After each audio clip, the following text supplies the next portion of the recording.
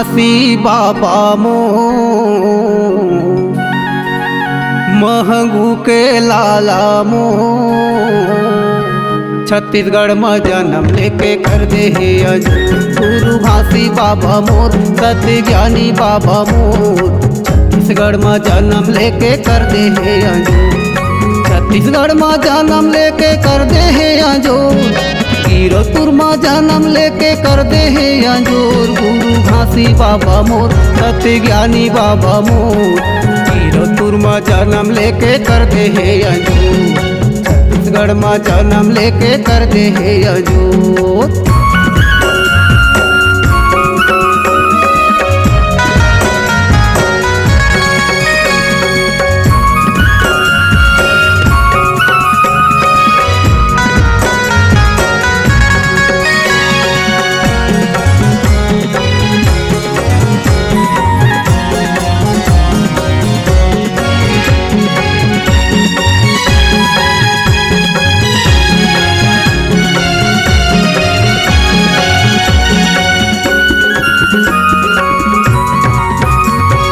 माता तोरी अमरौतीन दाई पिता महंगूदार सफरा तोरे नारी रहिस बेटा बालकदार।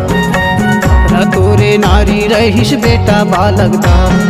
माता तोरी अमरौतीन दाई पिता महंगूदार सफरा तोरे नारी रहिस बेटा बालकदार।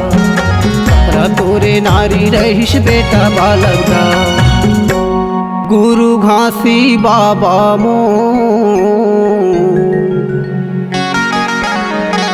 महंगू के लाला मो छत्तीसगढ़ में जन्म लेके कर दे हे अजूर। गुरु घासी बाबा मोर सत्य ज्ञानी बाबा मोर कीरतपुर में जन्म लेके कर दे हे अजूर। कीरतपुर में जन्म लेके कर दे हे अजूर।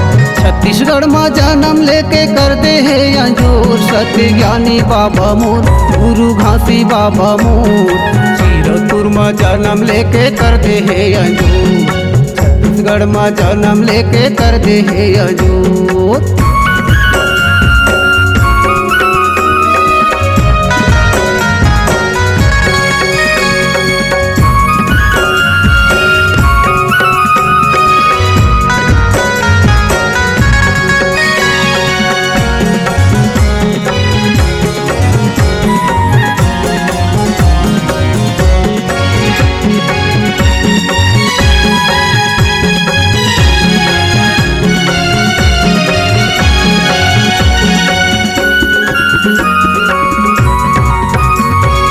सत्य के संदेश ला बाबा घरों घर पहुँचाए। मनखे मनखे एक बरोबर सबोला बताई। मनखे मनखे एक बरोबर सबोला बताई। सत्य के संदेश ला गुरु घरों घर पहुँचाए। मनखे मनखे एक बरोबर सबोला बताई। मनखे मनखे एक बरोबर सबोला बताई। सत्य ज्ञानी बाबा मो महंगू के लाला मो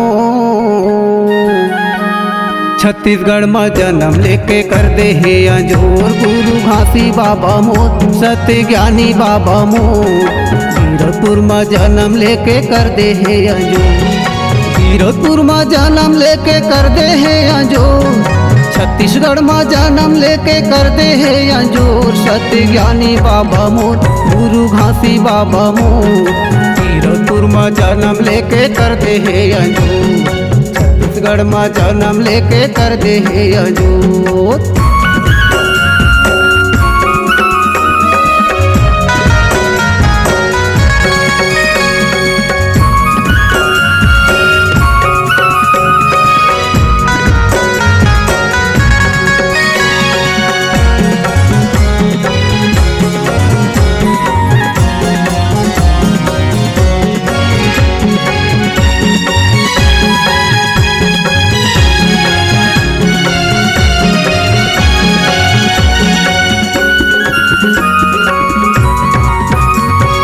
ऊंच नीची और भेद भरम के छुआ छूत मिटाए।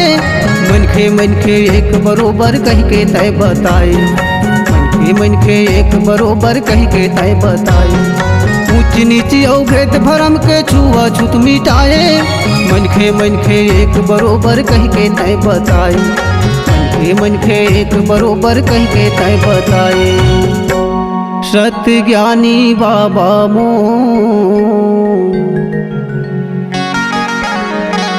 महंगू के लाला मो